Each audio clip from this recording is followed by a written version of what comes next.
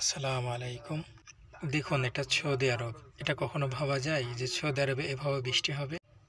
এর আগে সৌদি আরবে কখনোই এভাবে বৃষ্টি দেখা দেয়নি। গত ২ বছর ধরে আমি সৌদি আরবে আছি। গত ২ বছর এতটা বৃষ্টি হয়নি, কিন্তু এই বছর প্রচণ্ড আকারে বৃষ্টি হচ্ছে। রোডে দেখুন পানি জমে গেছে এখানে। আসলে ওয়েদার চেঞ্জ হয়ে গেছে। বাংলাদেশ, কলকাতা এগুলো নিয়ে আগে বৃষ্টি হতো, সেখানে বৃষ্টি নেই, অথচ সৌদি আরবে এখন বৃষ্টি আর কি বৃষ্টিপাত শুরু হয়ে গেছে। জলবদ্ধতা আসছে। দেখেন দেখুন একজন মানুষ দৌড়িয়ে যাচ্ছে তার রুমে, ভিজে গেছে অলরেডি। রোডে কত পানি দেখুন। সৌদি আরবে যারা বসবাস করেন তারা জানেন সৌদি আরবে আসলে কেমন বৃষ্টি হয়। এখানে বৃষ্টির দিকে চাতক পাখির মতো চেয়ে থাকতে হয়। এখানে কখনো বৃষ্টি হয় না, অথচ ইদানিং প্রচুর বৃষ্টি হচ্ছে। দেখুন 3 দিন ধরে বৃষ্টি হচ্ছে। কত বৃষ্টি, প্রচুর বৃষ্টি, শুধু পানি আর পানি। দেখুন পানি, প্রচুর বৃষ্টি।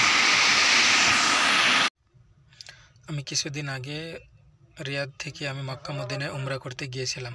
যাওয়ার পথে আমি দেখেছিলাম মরুভূমির মধ্যে বড় বড় পাহাড় দেখতে পেয়েছিলাম। সেই পাহাড়ের উপরে আপনি অনেকগুলো ঘাস জন্মাচ্ছে, ঘাস, খাজুর গাছ, অনেক আর কি সবুজ। একদম দূরে থেকে দেখা যাচ্ছে আমাদের দেশের মতো একদম সবুজের মতো সবুজ। যেমন ভুঁইয়ে পাট ধান যেমন হলে সবুজ দেখা যায় দূরে থেকে, তেমনটাই। একই দামবারে ওয়েদার চেঞ্জ হয়ে গেছে সৌদি আরবের। আসলে এটা তো হওয়ার কথা ছিল না। আজ থেকে ১৪০০ বছর আগে মহানবী সাল্লাল্লাহু আলাইহি সাল্লাম বলে গিয়েছিলেন, সৌদি আরবের বড় বড় পাহাড়গুলো যখন সবুজ অরণ্য হয়ে যাবে এবং সেখানে নদী নালা বইবে, তখন তোমরা ভেবে নেবে এটা অবশ্যই কিয়ামতের একটি আলামত। তবে তার মানে এটা নয় যে ২০৩০ সালে ২০৫০ সালে আপনার কিয়ামত হয়ে যাবে। কিয়ামতের এটা একটা ছোট আলামত বলতে পারেন।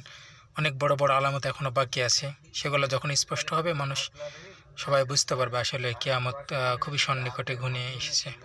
তবে কিয়ামত কবে হবে আল্লাহই ভালো জানেন। আমরা শুধু তার আলামতগুলো আর কি দেখতে পারি। আমাদের এটা মন্তব্য করা ঠিক হবে না। কিয়ামত যখন হবে সেটা আল্লাহ একের পর এক সমস্ত কিছু প্রকাশ করে দেবে, এবং সেই অনুযায়ী আমাদের প্রস্তুতি নিয়ে পরপারে প্রস্তুতি নিতে হবে এবং নামাজ কালাম সমস্ত কিছু ঠিকঠাকভাবে করতে হবে।